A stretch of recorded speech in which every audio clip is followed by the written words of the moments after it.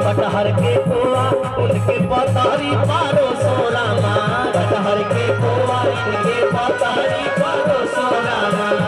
हाजिर जेवन बैठे, हाजिर जेवन बैठे पहुना देखो सारी, हाय सिया राम से बनी। हाजिर जेवन बैठे पुनः देखो सारी, हाय सिया राम से बनी। कटहर के कोआ उनके पतारी पारो सोरामा, कटहर के कोआ इनके पतारी पारो सोरामा, कटहर के कोआ इनके पतारी पारो सोरामा, कटहर के कोआ इनके पतारी पारो सोरामा। हाजिर जेवन बैठे, हाजिर जेवन बैठे देखो दुल्हा सारे, हाय सिया राम से बनी। हाजिर जेवन बैठे देखो दुल्हा सारी, हाय सिया राम से बनी।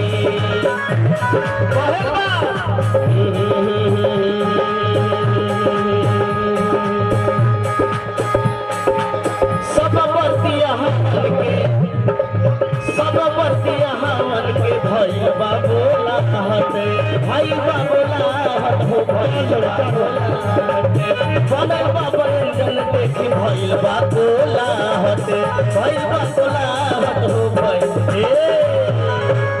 कैसे कहे बा कि तनी आज खइहा आ तनी बिहान खइहा, आ गठिया के अपना बहिना के ले जइहा।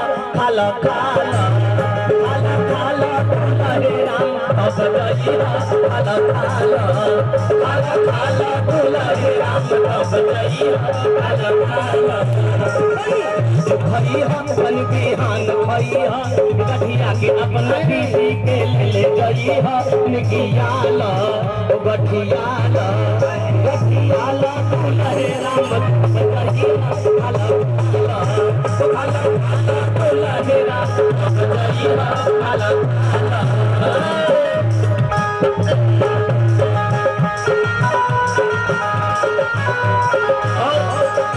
रमेश भैया की तरफ से, एक चाचा के तरफ से, एक आंटी जी की तरफ से, और हमारे सरपंच भैया की तरफ से एक गाड़ी का बउआ। सब दुल्हा लोग सुन लो, गाड़ी का बउआ दे के जाइए। हाय कटहर कोआ बनल बाटे देखा देवा निकियाला निकियाला। हाय कटहर के कोआ बनल बाटे देखो मेवा निकियाला गठियाला। सभी लोग दोनों हाथ ऊपर कर ले, आशीर्वाद देने के लिए सभी लोग दोनों हाथ ऊपर और गाड़ी के साथ कि खालो खालो पहुना,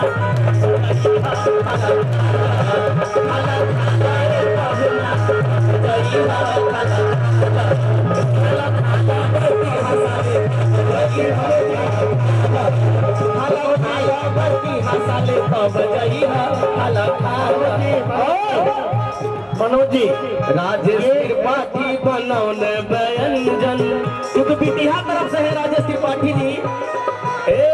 राजेश त्रिपाठी बनौने व्यंजन, ओके आइल बाड़ा तुहन के दत्त मंजन निकियाला। जे दत्त मंजन को के आइल बरती लोग सुन लो कि गठियाला गठियाला ए पहुना, खाला खाला ए पहुना जइहा, खाला खाला खाला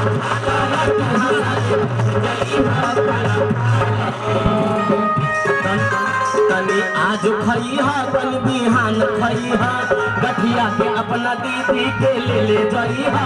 खाला खाला खाला खाला खाला खाला की भाषा ले तब जइहा, खाला खाला खाला खाला की हवे तब जइहा, खाला खाला खाला खाला की हवे तब जइहा।